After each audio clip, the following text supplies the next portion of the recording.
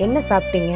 அம்மா தான் கொஞ்சம் நாட்டு மருந்து எடுத்துக்க சொன்னாங்க. நான் கொடுத்த மெடிசின்ஸ் மட்டும் சாப்பிட்டா போதாதா? டாக்டர், இங்க என்ன நடந்ததுன்னு எனக்கு எதுவுமே தெரியாது. இந்த ஃபர்டிலிட்டி ட்ரீட்மெண்ட்ல பொறுமை ரொம்ப முக்கியம். டாக்டர், என் ஹஸ்பண்ட் எப்படி இருக்காங்க? எனக்கு குழந்தை பிறக்குமோன்ற ஒரு பயத்தினால தான் நான் அப்படி. எங்கள் அம்மா பற்றி என்னமோ சொன்னேன்.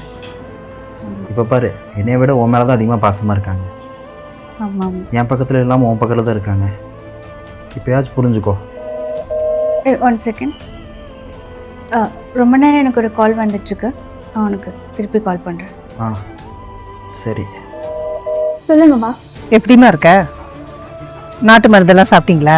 உங்களால் எங்களுக்கு என்ன ஆச்சு தெரியுமா? ஸ்டொமக் பெயின் வந்து ஹாஸ்பிட்டல் அட்மிட் பண்ணியிருக்காங்க.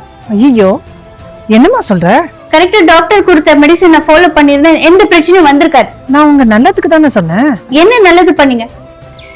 இனிமே எனக்கு நல்லது பண்ணணும்னு நினைச்சீங்கன்னா இந்த ட்ரீட்மெண்ட் விஷயமா இனிமே எந்த அட்வைஸும் எனக்கு பண்ணாதீங்க. சரிம்மா, ஏதாவது தேவைப்பட்ட நானே உங்களுக்கு கால் பண்றேன். இப்ப போனை வைங்க. போனை வைக்கிறேன். உங்க அம்மாக்கு நல்ல டோஸ் விட்டேமா நீ. நல்ல இவ மாமியார் இவ மனசை மாத்தி வச்சிருக்கா.